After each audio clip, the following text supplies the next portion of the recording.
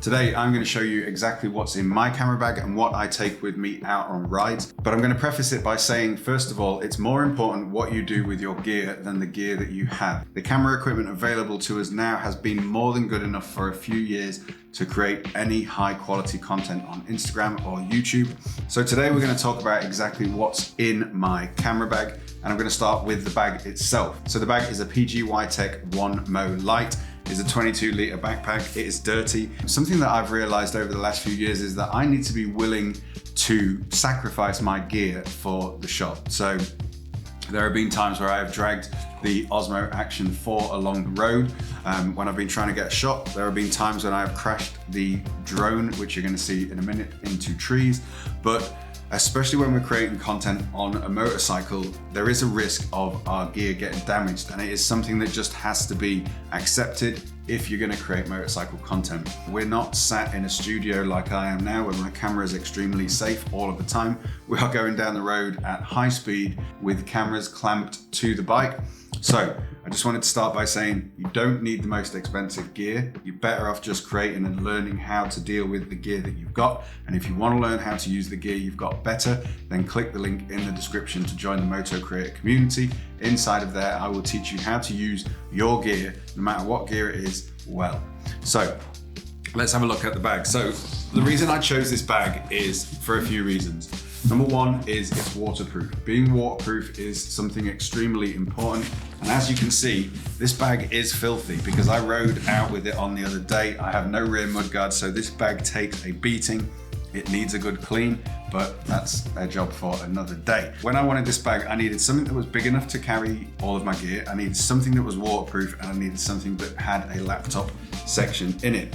So I decided to go for this bag. This bag was £160. I bought it off Amazon. I've not heard of the brand before I bought this bag, but it had really good reviews, and so I decided that this was the bag that I was going to go for, and I'm very, very happy with this bag. So it opens from the back, which is really good because when you're out on a shoot, you can't drive off with the bag open or ride off with the bag open, because you have to open it with this section lifted clean off the bag. So this looks like a mess in here right now. I wanted a bag that was one whole compartment that I could separate with these borders here. These compartments are Velcro on the side and they come apart. Inside here is the laptop compartment. So I can carry my laptop, I can film content, I can go to a coffee shop, I can edit, all with this bag. All right, let's break down what's inside of the bag. So I normally have smaller compartments down the bottom end and a big compartment at the top, and you will see why shortly. So this and this are generally on the side of the bike. These are the microphones that I use for recording audio. I actually use a lot of different microphones, but the Zoom H4n Pro I found is a really, really good mic for getting the audio off the bobber. I'm going to do a video in the future of exactly how I get my audio and where all of this stuff is placed on the bike. But for today, I just wanted to show you my gear and how I transport it all. So these clamps, these are great clamps for clamping gear onto the bike. So I use this for the microphones. These microphones that I have the screw attachment on the back, and then this clamps to somewhere on the bike, usually right next to the exhaust. But like I said, I'll get into that in a future video, but this is pretty much my mic setup. Speaking of losing gear and sacrificing gear, this did have a dead cat wind muff on like this last week, but I lost it on a ride. So with these being exposed to the elements and the wind being high and riding at high speeds, sometimes things do blow off. That dead cat is only about £10, so I'm not too worried about it. Although I do think I know where it came off, so I'm gonna go and have a little hunt for it. They're not usually in the bag. They're usually clamped to the bike when I set off, as is this. So my DJI Action 5 Pro is, and my chest strap, this is normally what I have on my chest when I'm shooting my POV content. So that normally doesn't go in the bag either. All of this does go in the bag. I am filming on my X-T4 here, but I will always take an X-T4 with me when I go out on a shoot. And it's always this particular one because I'm filming on one here, but it doesn't have the small rig cage on it. So the small rig cage has this handle, makes it a bit chunkier to use, but it also has a screw on the side so I can mount this on my gimbal sideways. So always a Fujifilm X-T4, and it's always in my bag. The next thing that I always take is a spare lens, so I will switch this up. Sometimes I'll take this 55 to 200 with me. Sometimes I will take the 23, but I will always take the 35mm, which I'm recording on here today, so you can't see it, but I always have a spare lens in there and a lens on the body. Next up is my SSD, which is always with me no matter where I go. I take this with me everywhere. And the reason for that is because whether I'm editing on my MacBook or my Mac Mini, I am editing off of this. When I get home off a ride, I transport everything to this SSD, and that's where I edit from. Next up, these have become a staple in my gear kit. This is the DJI Mic Mini, and this is an amazing mic. I am yet to shoot a POV using this for the audio, but it's coming very soon, and I think it's going to be really good because there's two of them, so you can put one either side and pick up the audio from both mics and record in stereo, which is going to be very cool. So yeah, looking forward to trying these out with the DJI Mic Mini. So if I want to shoot some talking head videos while I'm out on the go, I will use these as a lapel mic, and they're probably going to be soon my go-to audio for the POVs as well.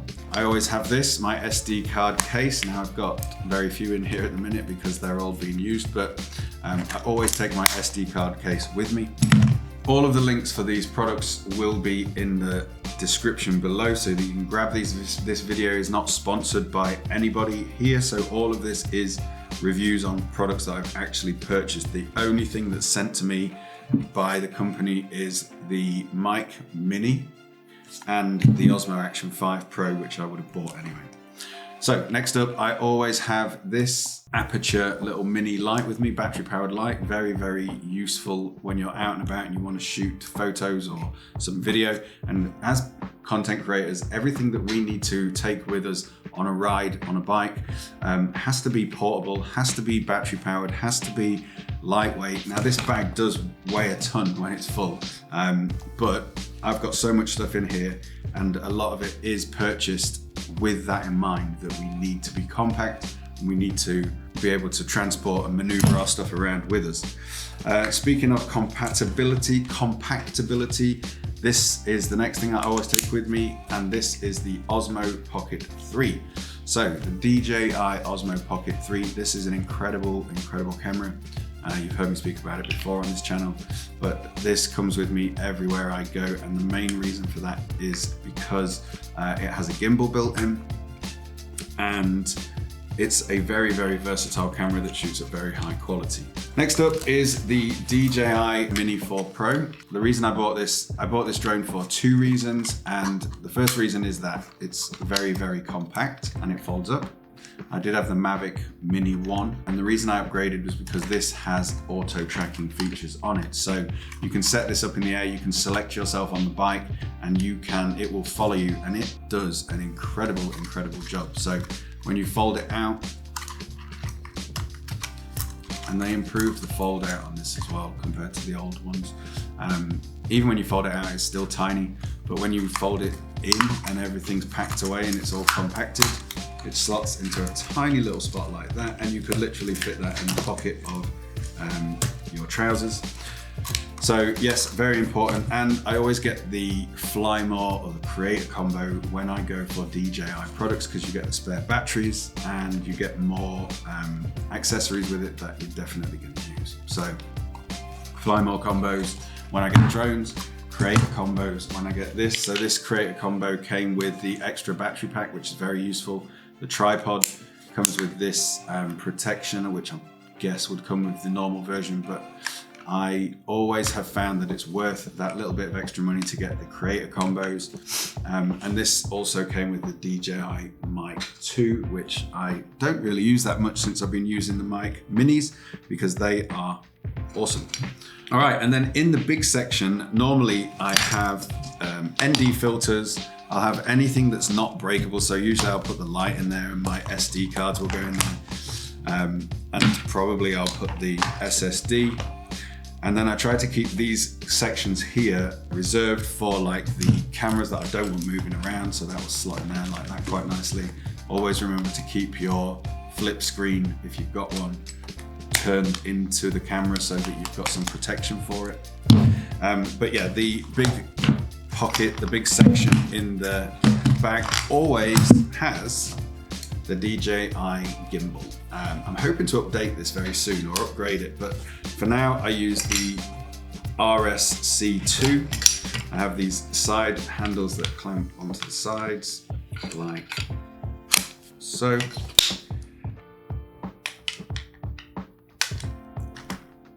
And they are very cool because they allow you to have more stability when you're filming with the DJI Ronin.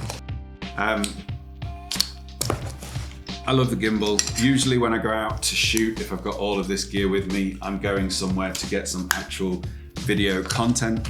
And the reason I love the DJI gear is because it all folds up very, very compactly.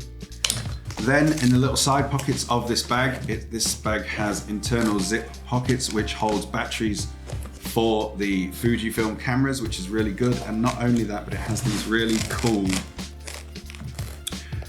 sliders, so you can put the brand new batteries in, slide them down so they show the green, and then once you swap them out and you switch them over, you can switch that over and slide it to the red, so you know that when you get home that's the battery that needs to be charged. These are all fully charged at the moment, so they do not need to be charged. Then the other thing is, from the outside of this, you can open this up and that will come down and you get easy access to your camera. So you don't actually have to unzip the whole thing if you want to get your camera out. So I really like that about this bag. And then finally, there's a front pocket as well. So inside the front pocket, I will always have the remote for the drone because I don't want this thing sliding around in the back. I want to keep the screen as good as possible and no scratches. I do have a screen protector on here, so I will always have that in there. And that's pretty much all I put inside that front pocket. So inside this bag, I have every single piece of kit that I can need to shoot high quality content when I'm out on a shoot. This bag also has straps on the bottom. This only has one on at the moment, but that's where I put my tripod, and then I strap it in tight, and then it's pretty safe. Or it has a side bag here, depending on which tripod or how many tripods I'm taking. If I'm just taking the small one, I'll sometimes stick it in there. I've never had any issue with the tripod coming out of the side. And so let's take a look at everything that comes in and out of this bag. So this is everything that I will take with me out on a shoot. So I always like to have something that can shoot high quality photos. So I'll generally only take one camera out with me when I shoot. I always like to have my drone because I can get my aerial shots with that. ND filters for the drone are in the front pocket of the bag. And I always take out my mics. So I take out the DJI mic and the two Zoom H4Ns. One's a H4N Essential, one's a H4N Pro. Found that the H4N Essential is not quite good enough to capture the bobber audio. I'm going to get into audio in a deeper video later, but the mic that you use for your audio and the placement really depends on the bike, but I'm going to show you exactly how I do it and how I record the audio from my bike. SD cards are a must because you never know when you're going to need more SD cards. If you're filming on, if you're recording audio on H4N Pro, you're shooting on two different angles, so normally this will be a side camera angle for me now, and I'll use one of these clamps. I've got another one of these to attach this to the bike, but it takes up 1, 2, 3, 4, 5, 6, maybe 6, at least 6 SD cards needed every single time I go out, so this is vital. My SSD is always with me just in case I need to edit something on the go. Spare lenses, this I'll switch between the 23 and the 55 to 200, and I will always take the 35mm with me. Gimbal, always take the gimbal and the Osmo Pocket 3, just because if I'm shooting a full cinematic reel, then I'll be using the Fujifilm on top of this. But maybe I'm shooting a vlog that day and I need this to just run and gun, quick shoot something, get some nice B-roll, and I need it stabilized. So that is basically what I take inside my bag when I'm out shooting on the bike. Now, this is not necessary. You don't need all of this, but you do need some gear that's going to create high quality content. You can't be shooting on a 15-year-old GoPro. if you want to be creating high-level, top-notch viral content on Instagram. If you want to learn how to create more viral content, then the links for Moto Creator are in the community. Inside the Moto Creator Pro community, I will teach you how to use all of this gear, and the gear you've got, no matter what gear you've got, I will teach you how to get the best out of it every single time you use it. The Moto Creator Free community will teach you how and what I did in the first 3 months of having my account to get to over 60,000 followers and over 30 million views. The links for them are down below. All of the links for all of this gear is down below. Hope you have an amazing rest of your day. Keep creating, and I will see you either inside the Moto Creator community, on Instagram, or back here on YouTube in 1 week's time.